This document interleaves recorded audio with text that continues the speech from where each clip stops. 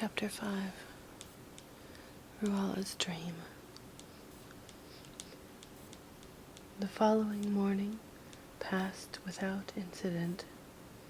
Lilias and Thalias had both insisted that Rhouala take the afternoon off, even though it was their busiest time of year, because they were in complete agreement that a bit of joviality would brighten the traumatized girl's spirit.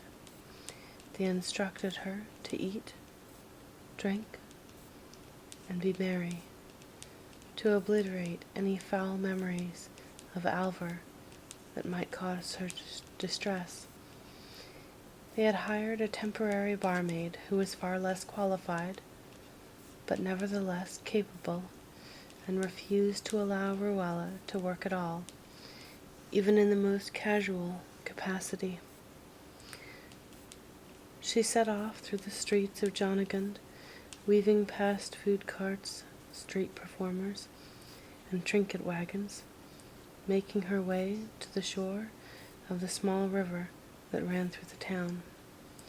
She selected an empty bench, and after purchasing a mug of hot spiced wine, she reclined comfortably and gazed across the water at the opposite shore, where a seemingly endless line of trees was illuminated with vibrant and miraculous color to indicate the coming of winter. Every time a gust of wind reached its chilly tentacles through the grove, it seemed to snow briefly, but rather than a storm of white, Rhouala watched reds, yellows, greens, and oranges, and maroons cycle together and then drift to the already blanketed ground. She shivered and pulled her shawl more tightly around her shoulders, thinking about the events of the past few days and attempting to reconcile herself with them. She had seen the dead before, but she had never seen a man killed, and the look on Alvar's face as it dawned on him that he had only seconds to live recurred in her mind's eye. The dripping of the blood from his mouth to the leaves below, as well as the memory of the extreme risk she had faced, the almost certain harm she would have come to at the hands of Alvar, if not for Galen. Galen. What a peculiar man he was. She suspected that he was not who he claimed, but he had performed such a service for her that she felt obligated to give him the benefit of the doubt. She wondered about his abilities. He had indeed demonstrated some possibly mystical qualities, though the information he had given her could be a combination of speculation and talented spying.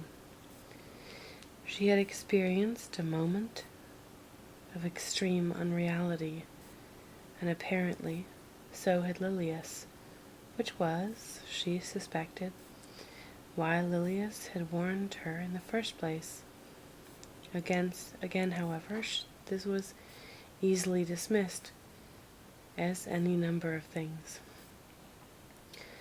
She was so deeply lost in thought that she barely noticed when the sun reached its zenith, then turned down again and began to make its long journey to the horizon. As the day grew dimmer, she swallowed the dregs of her wine. She looked up to see Galen approaching with a replacement mug. She smiled and took it from him gratefully. Deep, warm, and earthy smells of honey and spices, combined with the heated wine, was Rhouala's personal autumn favorite. "How did you know?" Rhouala asked, as she pulled the steaming mug towards her lips. "One of your mystical powers?" She gave him a wry glance, as he chuckled and sat down next to her. "No, simply random chance. I'm afraid it happens to be an old favorite of mine as well. Where I lived in Mintang, they make a delightful beverage from fermented mare's milk, as well as a lovely rice wine, but they're a far cry from this extraordinary beverage." He laughed. "And no other region seems to have the ability to recreate this fantastic potion. Last time I was in the area I tried it, and I have looked for many excuses to come north again, simply to satisfy my palate." She blew a curl of steam off the top of hers, nodded, and sipped gratefully. "I hadn't realized how dark it had gotten," Rhouala exclaimed. "I should get back before my toes turned to ice." She began to stand up off the bench and suddenly became very dizzy. She wavered a bit, and Galen quickly set down his mug and made to steady her. I'm fine. I've just been sitting in one place for too long," she explained. Galen rose anyway, because he noted that though she claimed her condition was not serious, she nevertheless was beginning to swoon. He caught her just as she began to topple, and he looked down at her eyes as she passed out of consciousness and into the dream world with which he himself was intimately familiar.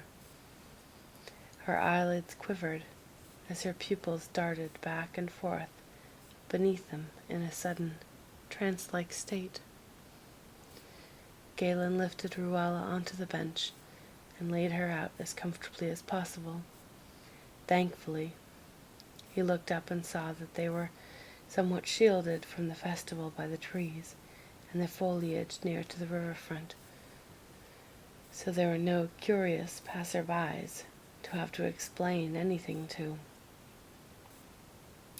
He reached his hand down and brushed aside her hair that had fallen into her face and squatted on the ground at eye level with the unconscious Rhouala. He studied her face as she experienced for the first time the powerful and potentially deadly sight with which he had lived for years. After a moment, he sat down and made himself comfortable on the ground, took a sip of his exceptional spiced wine, and patiently waited for her vision to run its course. As Rhouala dropped towards the ground, her last conscious memory was of arms beneath her, catching her, and preventing her from damaging herself. Rhouala's mind proceeded into a disorienting and disagreeable state of careening and whirling in a confusing direction. Finally, an equilibrium was reached, though the ground still occasionally bucked like the deck of a flimsy ship in a squall. It was not analogous to a dream exactly, though it shared many of the unearthly characteristics of one. It was far more vivid, rather more linear at some points and less at others. First and foremost, the color red dominated the palette of everything in sight, and obscured shapes and forms to such a degree that she was unable to determine the nature of her environment. There was a dark, velvety crimson that hung like a translucent curtain, letting through light but not form, and she tried fruitlessly to push it aside. Rhouala's phantasmal projection realized that she was at least somewhat visible, and gazed down at her feet. There they were, looking authentic in every detail, though utterly transparent and insubstantial. They even seemed to be wearing the same shoes she had put on them that very morning, but there was no floor or ground of any kind. merely disorienting manifestations of dimension and color. She began moving her semi-corporeal legs, and though she discerned only the red mist, Rhouala observed that she advanced. The peculiar jostling of the ground and the unpleasant spinning sensations seemed to subside. Rhouala made her way through featureless landscape, which eventually was intruded upon by clouds of a filthy, blackish gray color that prevented her from seeing anything at all at a distance greater than that of her nose. It was, however, distinctly smoke, and not simply a vague three-dimensional swath of characterless red, so she regarded this as progress and valiantly trudged onwards. The billowing, acrid smoke became thicker and more unpleasant, stinging her eyes and nostrils, obscuring her throat and muffling all sound. Perhaps she was only partially visible, but her discomfort was quite real. At last she emerged, coughing and watery-eyed, from the cloud, and the scene became more distinct. She began to hear desperate screams and wails, and as the smoke drifted away to some degree, she found herself in a village that was being burnt to the ground. Indistinct figures in robes stood as still as stone as the villagers ran in grave distress from their flaming homes, tearing at their own hair, their eyes, their clothing, and crying out to various deities for salvation from torment. She hid behind an as yet untouched hut and observed the extraordinary level of distress that seemed to be overwhelming the sense of the people in this village. She could hear the movement of a woman who was still inside the home she hunched next to. It sounded like nonsense to Rhouala at first, but she picked out some of the garbled cries and laments, and deciphered the strange conglomeration of words. "Oh my, no, not like that. That's not horrible, someone. Stop it. It's going to erupt fearsome wrath and elaborate, senseless, consuming moth," followed by a wet, deep thud and a guttural moan. A blood-soaked young woman ran entirely disrobed from the building in a state of rabid and deranged hysteria. She howled with savage victory and sprung upon another villager. After a brief struggle, she surfaced from the altercation while her opponent did not. She stood up and began to moan and curse the heavens, her hair clumped together in bloody mats, and her arms waving impotently at the sky. "The conflagration is insufficient. They will not come. We are not deemed worthy." She slumped unhappily to the ground and continued her speech to the gods with incoherent mumblings. Eventually she rose again. After seeming to have been spontaneously re-energized, she tore off across the village towards another unfortunate lunatic. She, nor anyone else, seemed aware of the robed sentinels that continued to monitor the inferno, filling the atmosphere with a peculiar, omnipresent chant. The words were foreign to Rhouala, but they produced a grotesque feeling of vertigo and a desire to abandon sense and reason within her. Thankfully, she was only partially present there, and did not feel the crashing and undeniable waves of madness to which everyone else seemed to be succumbing. Rhouala stood up and began to wander about, now aware that this was indeed vision, and not some catastrophic and sudden reality. She was no longer afraid, and made her way around vicious and surreal acts with careful steps. She observed one man tearing a large sheet of fabric into strips and wrapping himself tightly.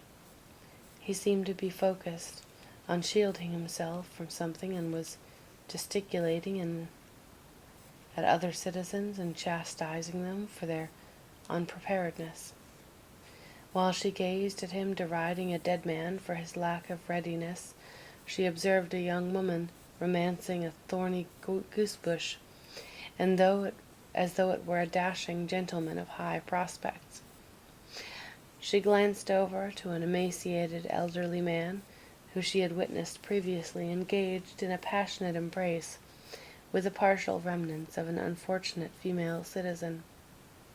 He suddenly leapt up and tore frantically in Rhouala's direction. He had a distinctly missing eye, and sped towards her screaming, "Demons! Demons!" while wielding a torch. Without forewarning, she was suddenly ripped away, as though sucked into an endless screaming vortex. She let out a shocked exclamation, but could not hear her own voice, only the sound of a vast, rushing wind. Now she stood on an eerily calm beach at twilight, with sand stretching as far as one could see on either side. She looked out to the dreamlike, placid water, and inhaled slowly, calming herself to a point where she might be able to extract some rationale for this bizarre but welcome new location in which she found herself. Rhouala turned around and looked up the beach to see the peaceful twinkling of a distant village. She could hear laughter, and watched as a pair of men dressed as sailors strolled towards her.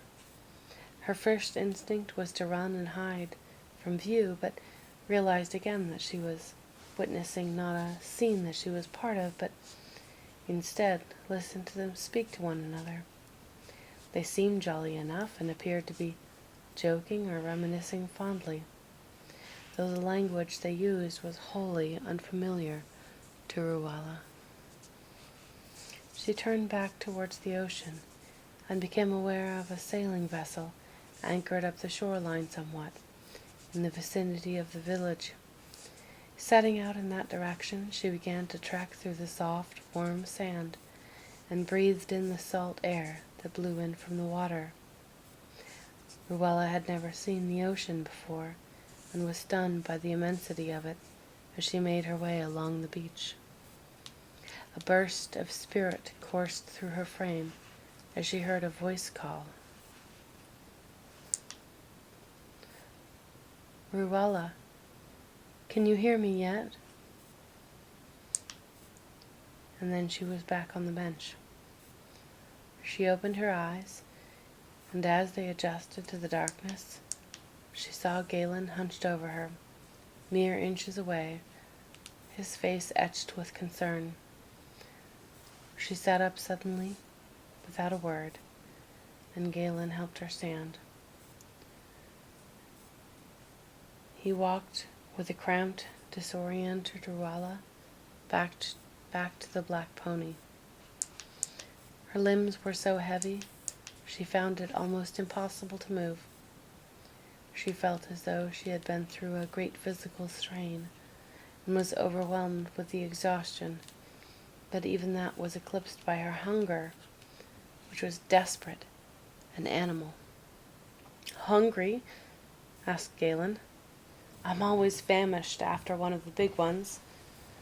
Rhouala nodded vigorously, which made her head swim sickeningly, and they made their way back through the doors and up the stairs to her room.